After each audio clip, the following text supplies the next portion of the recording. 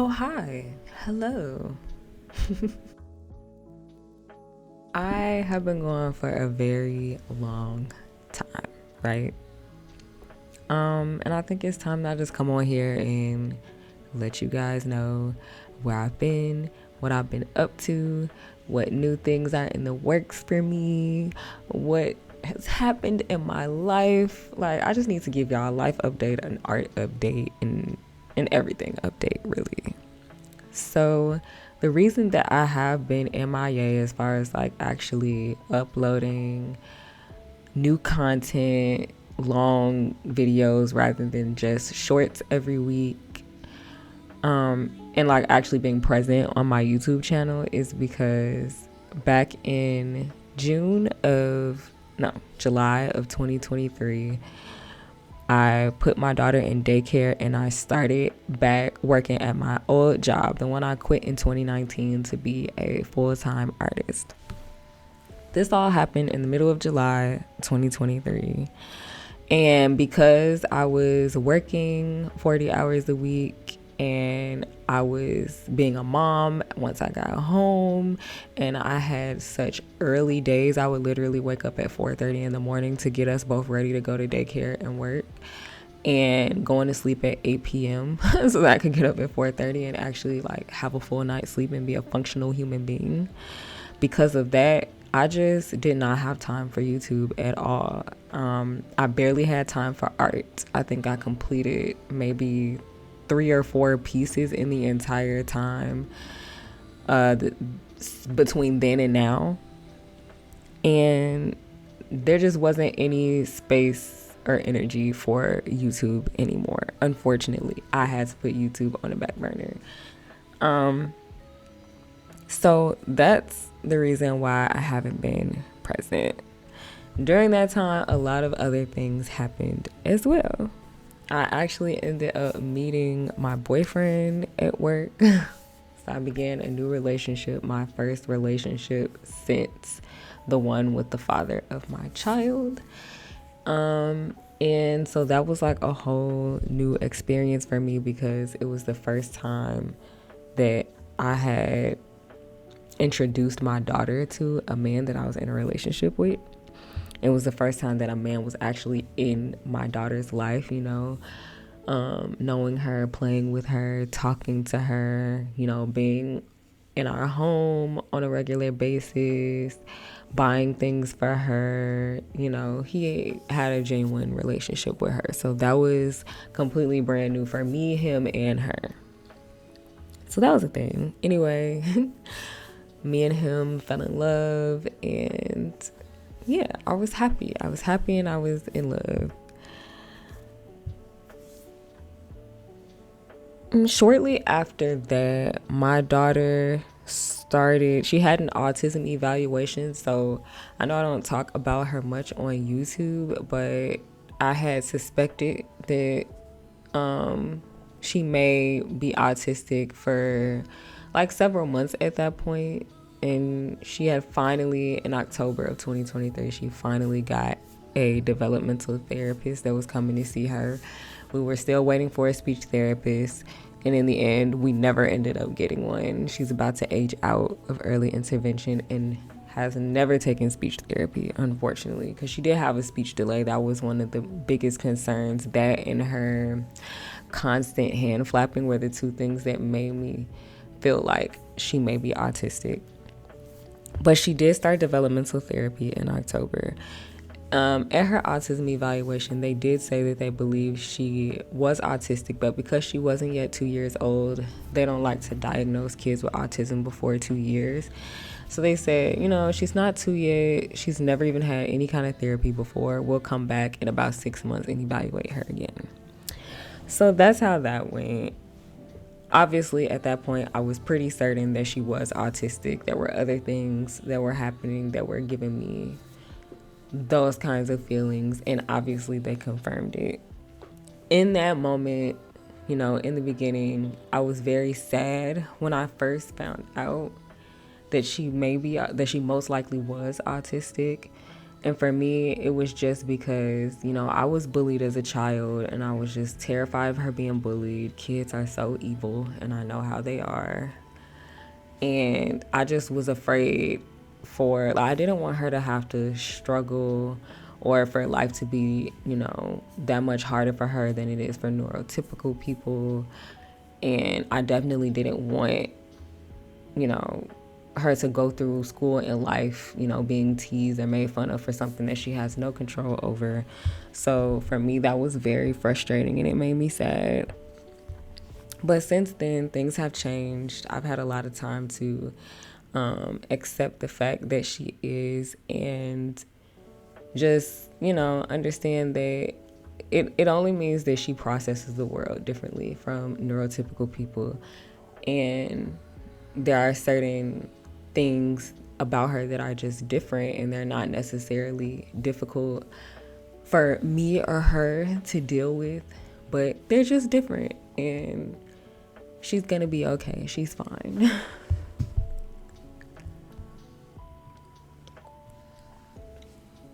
Once tax season came around, I ended up upgrading my living space because obviously, I was making a weekly paycheck and then I got a lot of money when I got my tax return.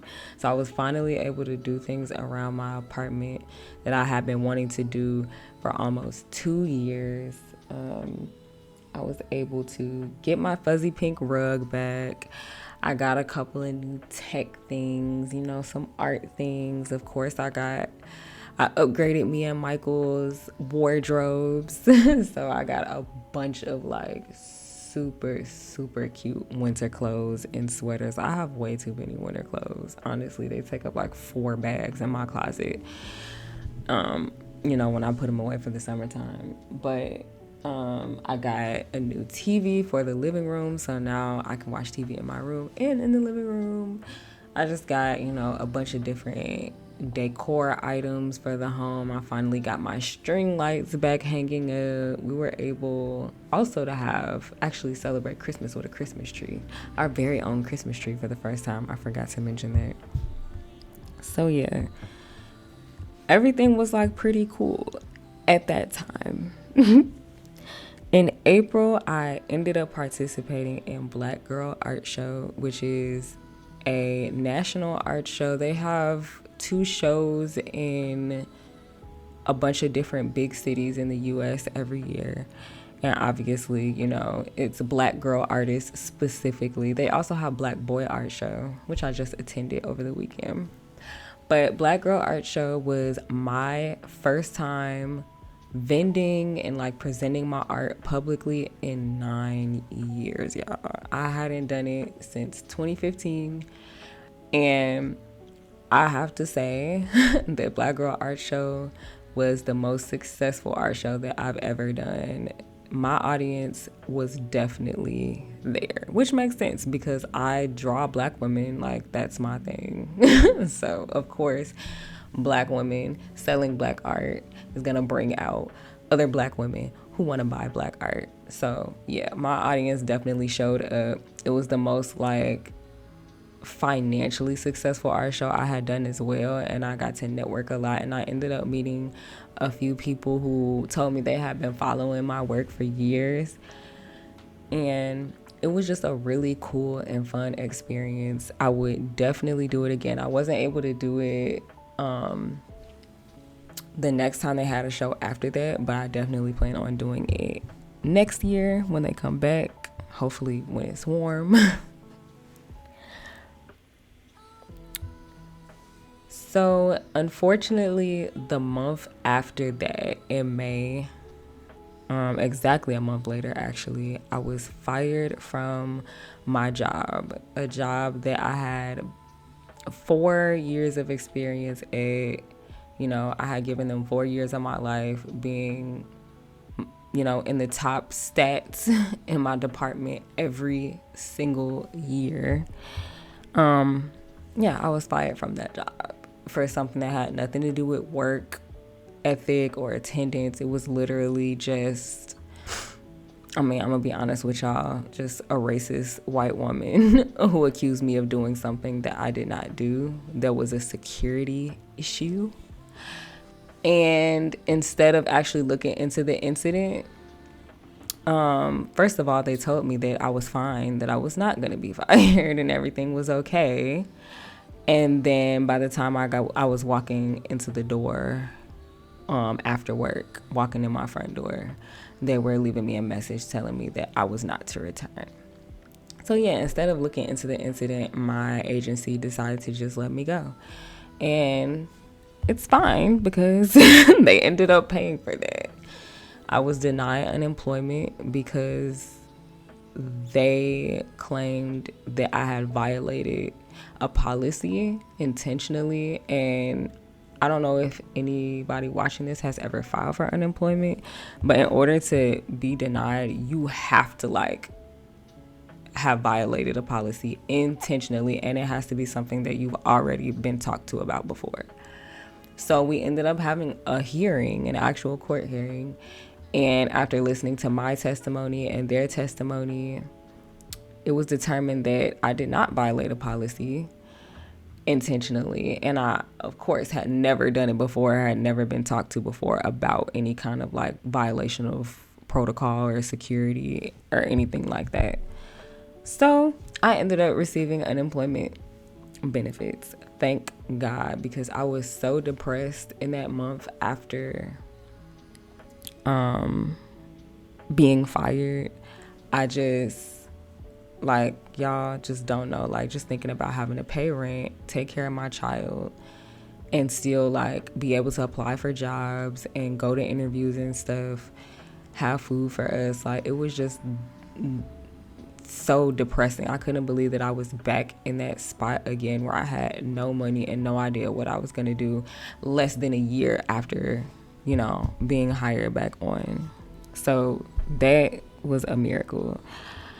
In addition to everything that I was doing, to get a new job, I have been my dad's POA for a while, which is power of attorney for those of you who don't know. And so that kind of activities with that kind of ramped up because now I didn't have to go to work. So I was attending all of his doctor's appointments and trying to get him situated with other things.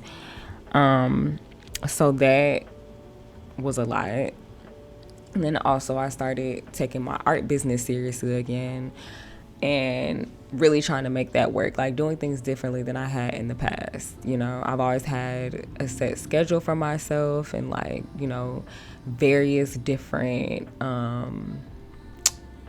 avenues of making income.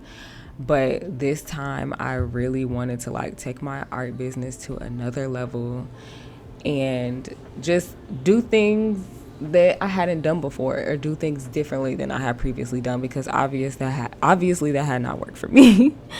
So I'll talk about that more later. But before we get to that, about a month after being fired, me and my boyfriend ended up breaking up. We ended our relationship due to various reasons that it should have ended a long time ago because of those reasons. But unfortunately, codependency did play a part in just that whole not wanting to start over thing. Especially once you feel like you've already found your person and you worked so hard to make that work and keep that going, and you already had a future plan for that, with that person. The idea of starting over was just super daunting. So you just want to try to make it work. But unfortunately, it got to the point where we were just wasting our time. And me losing my job played a huge part, I believe. And he kind of mentioned that while we were breaking up. It played a huge part in, the reason he wanted to, or not the reason he wanted to end things, but the reason that he just was not acting the same or treating me the same. And that's fine, because if you're not gonna, treat me the same way just because I lost my job, because I'm going through a hard time, I knew that would be the test of our relationship, because I had never gone through like depression or financial hardship while I was in a committed relationship with somebody that I was in love with.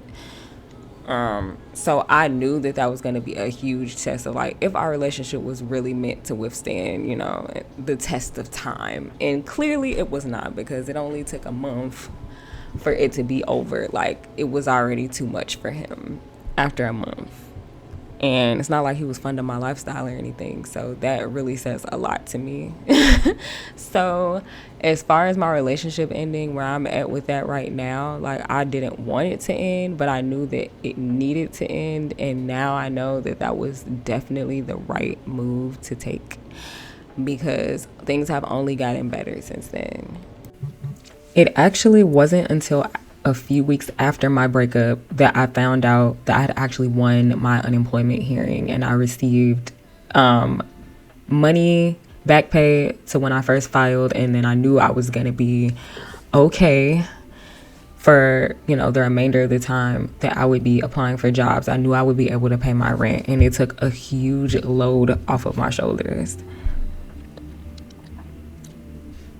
I also decided to join some book clubs and other groups on Meetup after my breakup, because I have been wanting to make new friends for a long time. I have a few close friends, and they all live at a distance from me. I never have anybody that I can just go out with on the weekend or like celebrate my birthday with in person.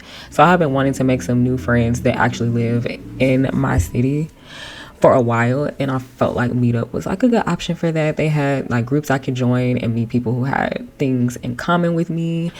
And so I joined a few. I joined a book club for women in their 20s and 30s. I joined a book club specifically for Black women. I joined a couple of singles groups. I joined a Black people meet group. So yeah, I joined a couple of art groups, and I'm looking forward to actually going out on my own again and meeting new people.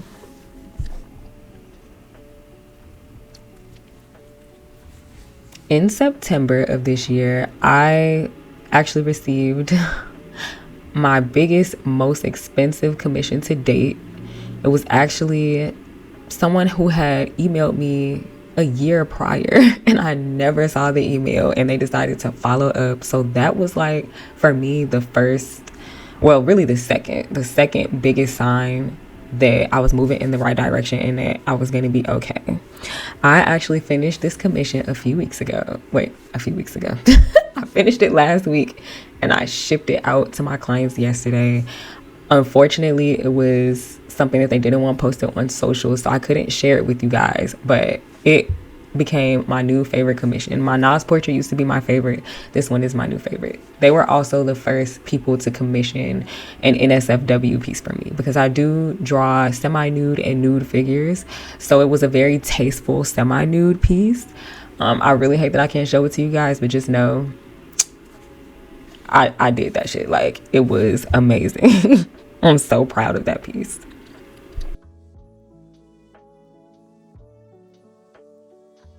Shortly after receiving the deposit for that commission, I also got good news from my stepdad, who I went to for a business investment. I actually wrote up an entire business proposal about materials that I needed and plans for my business, and he accepted my proposal.